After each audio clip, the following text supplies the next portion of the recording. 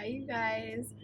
Sorry I haven't been very social lately. It's been extremely busy, but I am pleased to report we opened 1.7 in buyer escrows this week and we took a listing for 869,000. So the busyness has been worth it. I am bringing to you today one of my favorite clients. He's one of our heroes, actually, a Los Angeles firefighter. His name is Kevin Bowers, and I met him at an open house a long time ago, and it took him a while to buy a property. So we wanted to bring to you today his homeownership journey and kind of tell you a little bit about where he's going from here.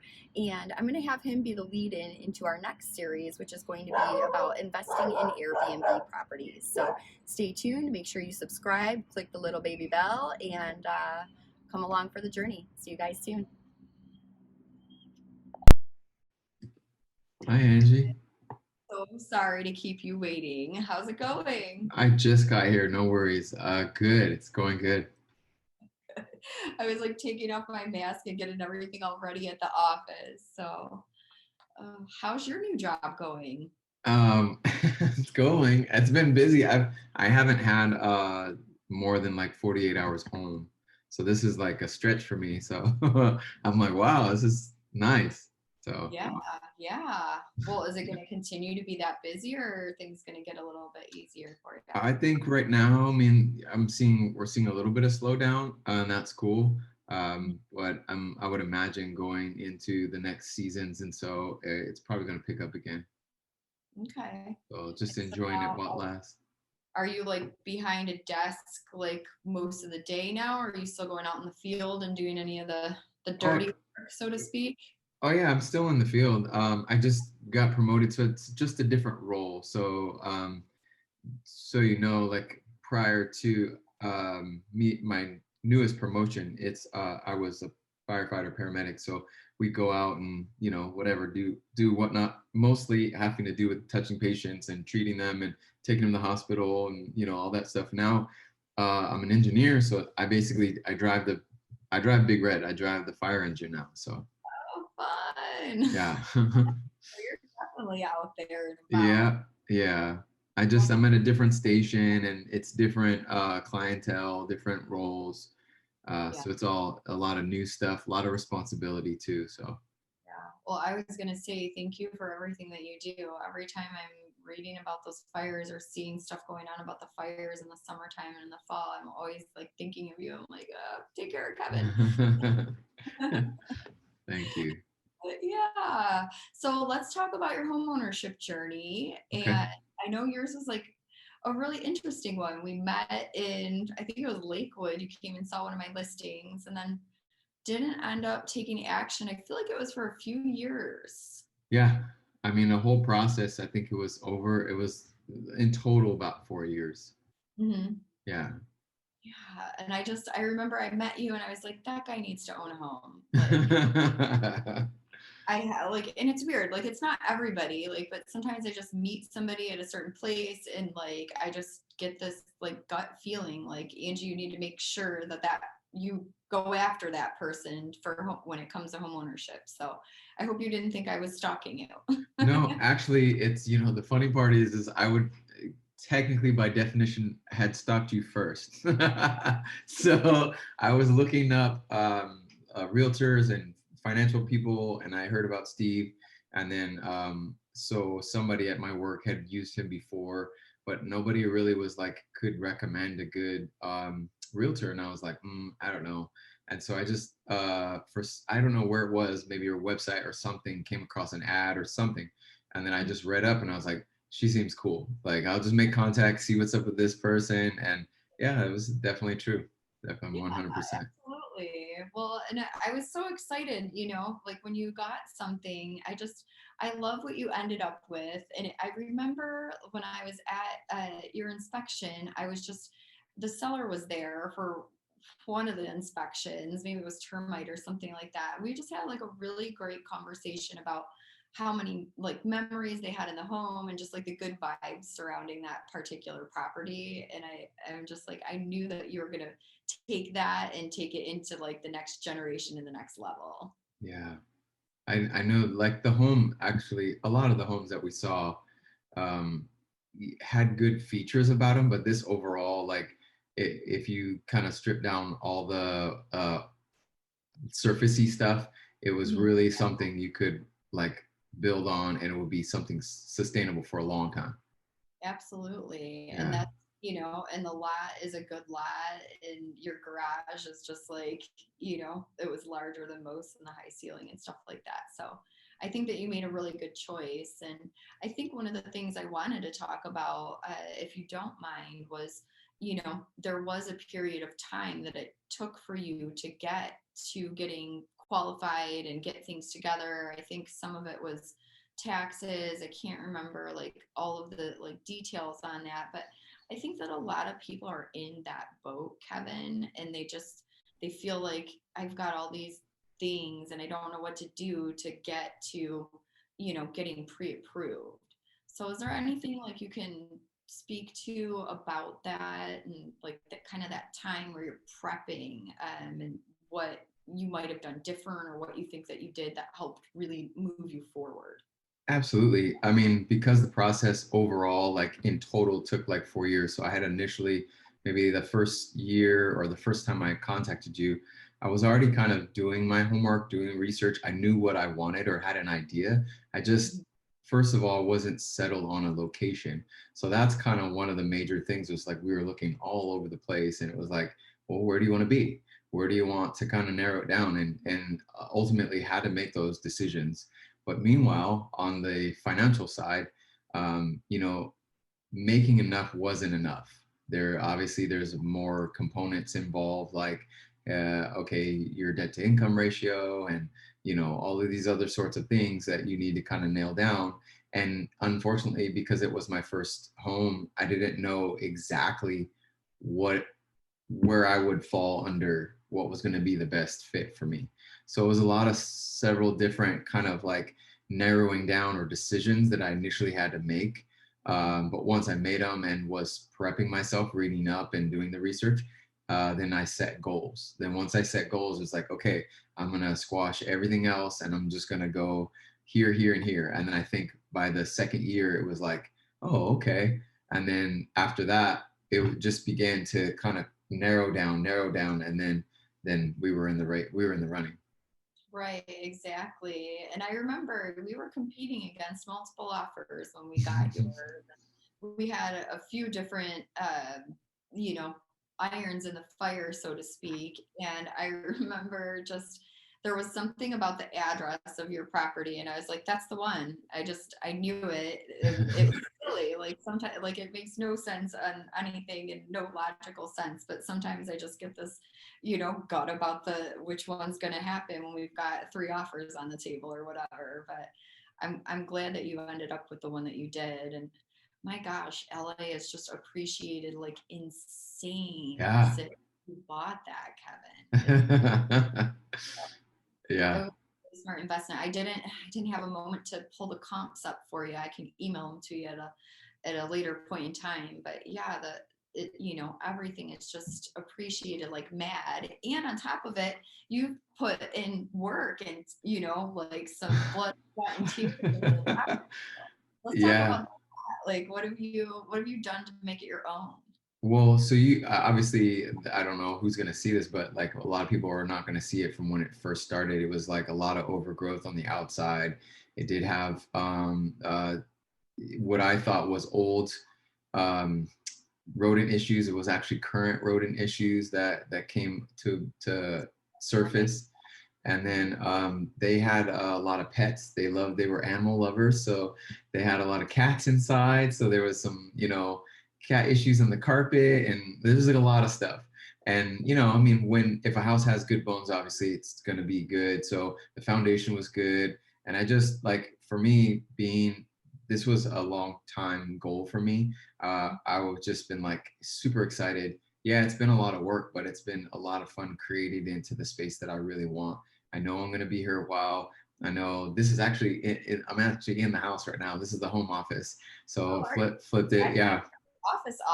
I didn't Yeah. even Yeah. So notice. yeah. So everything's been just remodeled. I just pick a room at a time and I just go to town with it. A lot of it's, just paint or whatever, but I haven't really done a lot of like taking down walls or anything, but I did have to cut down about 7 trees on the Okay. property that were like up against the house, or like Mhm. maybe had some old some, whether it was termite or some sort of beetle or something taking Okay. like eating away at it. So I did that. A lot of the shrubs and vines and stuff that were growing on the house that were contributing to the rodent issues I cleared away. So Say, I remember yeah. a bunch of those vines that were going over the fence on the, Mhm. by the attic, and Yeah. that's the rats and the rodents just love those vines, and then they Yeah. weasel the fence.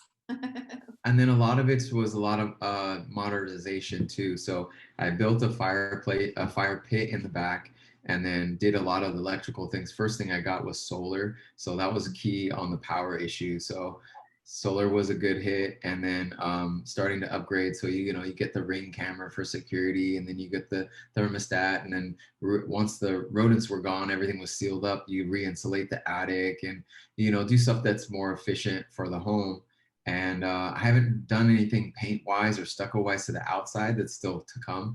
But right now I'm just working heavily on the inside. So several rooms like this one is remodeled, and then I'm working on right now the master bed and bath. Good for you. I Yeah. love it. Like, and so what room did you start with? Was it that front one that had like the 70s bar, or It was definitely that one. Yes. yeah. Yeah, that was the first to go. And I saved the bar itself because the bar was cool. And That was then cool. yeah, and then turn it into like a guest room. I had to pick a theme because I mean it's just me in the house, and I want to eventually have a family, but I wanted to make it like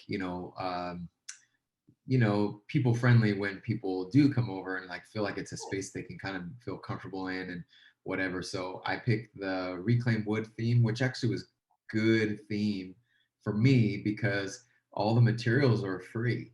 So Perfect. I go run and get pallets all day, and I mean with anything that you're willing to put the time in, I mean Yeah, you can make anything look fabulous if you're willing to put the work and time in. And so that's I take all the pallets, and I basically clean them, sand them down, treat them, and then I do like the pallet accent walls. mhm. Yeah, so there's a lot of that going on in the house. That's so neat. Yeah, I love, well, you'll have to text me a picture of that, and then I'll I put will. that in the video so people can kind of look and see. But now when it comes to like doing all the home improvements and stuff like that, was there anything that like really like stopped you up, Kevin? Like you were like, I'm not touching that, or that's too much, or whoa. Well, there's some hangups right now with being that it's over my head, my capabilities of doing. Like I've learned how to do quite a bit of stuff. The pipes, there's like some that were new, some that were old. It's a mixed patch, modge podge kind of thing going on. So I was able to feel confident in doing a lot of that, the plumbing. However, the electrical work is kind of above my pay grade, and then also the that sunroom, it leaks like crazy when it rains. So I just catch the rain, but I use it for a workshop now. But ultimately, I've gotten quotes to try to make it a legit add-on, and it's expensive. So I'm not ready to pull the trigger, but I think when I am, it'll move nicely. It'll be like an extension of the living room. It'll look really great. But yeah, Yeah. those things, I haven't really touched the garage much. I did a little bit, but it's just like, going in phases right now. Certain projects, that you are not able to do, like stucco the house and paint it. I gotta do the outside painting it. It'll look nice, but that's above me. And I kind of find like with my places that things, there'll be something, and sometimes it's on the to-do list, just like, getting a property for years and you don't Mhm. get to it. But then all of a sudden, like all these other things end up getting wrapped up on the to-do list. And now you're at that item and it doesn't seem as daunting anymore. Yeah. So I think everything just kind of has its own like natural order of operations, and that's the beauty of like when you own it yourself, you get to determine that, and you're not waiting for your landlord's order of operations or anything like that. Yeah, exactly. Yeah. Well, I don't want to keep you too long, but I definitely want to ask if you have like any advice for somebody that might be like getting into considering a property or something like that. Like what words of wisdom do we have from Mr. Kevin Bowers today? Words of wisdom just by experience, because I mean, prior to this whole thing, I mean, I was green, and the thing is obviously do your homework, do your research, find out what it is that you actually want. Because when you go out and start seeing houses and stuff like that, they start to kind of blend together. Now you're like confused, like, oh, well, what property was this, and what did this one have? And if you go into it knowing what you want, what you need, first of all, which like non-negotiable, and then a little bit extra, like what you want, then you can start to really make a decision on what to check off. Okay, I'm not going to look at that because that doesn't even come close. So that kind of narrows down a little bit of the running around, and then you can kind of choose from there. Obviously, for me, it was location. So I had to figure out what location I wanted to be in. And then ultimately, when I came to that decision, then it started to solidify. So I think over the 4 years, it was like, I don't know, it was a lot of houses. But then, we came down to what I think the last 4 or 5, and I was like, okay, I'm done after this. And then it was of those last 4, that was it. That was it. Times it's right when you're ready to give up that it all you know? Yeah, yeah. I I think live another here. thing, like lastly, obviously, would be for the financial situation. Like, make sure that your finances are in order, like sustainable. So obviously, if you don't have too much income to debt ratio, try to knock that down. Be aggressive. Try to pay all that down as much as possible. Don't have a lot of overhead, because it will come back to bite you. Whether it's interest rate on when they're running a credit, or even just like monthlies, what you can afford. The good news is, when I was doing my homework to prepare for a mortgage, because I had never had a mortgage, was take my rent and double it. And actually, that's what ended up being close to what my mortgage was. So when I was preparing myself for it, I was already setting aside double my rent. And then it just turned out ultimately that was close to the number I would be paying for a mortgage. I love that. So you're basically like kind of like practicing to have your mortgage already Yeah. while you were renting by just seeing. And I encourage a lot of people to do that. If they're like, Angie, I'm just scared. I say, well, see, if you're scared to make a $2,500 payment, then why don't you just pretend that you have that right now and, Hmm. put the extra in the bank and then, Yeah, no harm, no foul. And ideally next year there'll still be a property that's available with that same payment. for sure. Yeah. I mean, it's definitely none of that's gonna like ever hurt. It's like it's just how people manage their finances. And I mean, paying an extra whatever it was for rent was like, oh no, it seemed like such a big deal. But ultimately now it's like, oh, it's not, the home ownership is so worth it. Yeah, it's like, oh, this is good. Exactly. It's good Yeah. to be on the side of ownership. So let me ask you, do you have any plans for the future with additional properties, or you're just going to stick with this one? You're happy here? What's the long-term vision? You're so on point, Angie. That's why I really like you. Actually, I just closed on a house in Atlanta. Wow. Yeah, I was trying to like keep it a secret. I wasn't gonna say anything. It's actually the same size, just sitting on half an acre than what I have now. So it's 10 minutes away from the Atlanta International Airport, and it's strategic that way. I mean, I was gonna do it as initially as I have family out there, but ultimately I'm going to be doing some more international travel, and it just makes it easier than have to come all the way back to LA. So I'm going to spend the next few months just kind of getting that up to speed, and trying to like situate that place, because it literally just closed last month, January. I'm so excited for you. Yeah, Congratulations. thank you, thank Well, then, you. short-term rental it, or long-term rental it, or vacation home it? What's the I'm plan? gonna crash pad it, actually, because it's so close to the airport, and I do have some family actually in the aviation industry.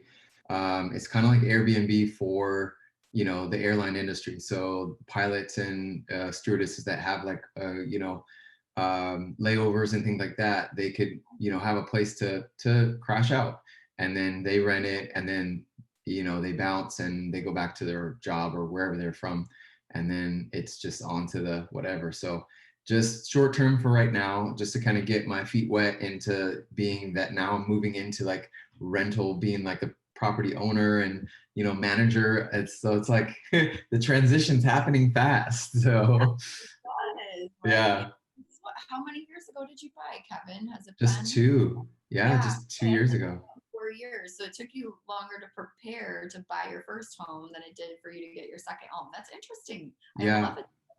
Yeah, and I try to over prepare, like obviously study up and then like prepare more and study up and learn. And from people like you and some other people that are very savvy in the industry, just taking a lot of good nuggets and then applying them into my life. The quicker that you can apply them, the better. And it's just it's like gold in the bank. So it's like, oh, I'm using that knowledge right now. So now it was like a very quick escrow. The, you know, couple was like, hey, we've done a bunch of remodel. So I didn't have to commit to going, oh, it's another fixer upper. It's already ready to go, turnkey. So Good for you. I'm yeah. so, well, send me a picture of that one too, and I'll put that on this video as well so everybody can see what you got in Atlanta. But Okay. I'm so happy for you. And it's honestly an honor to work for people like you, Kevin, because I feel like you really took, you know, some of the little things that I gave you and you ran with it. And you're like just on your way to lots of success across the nation. So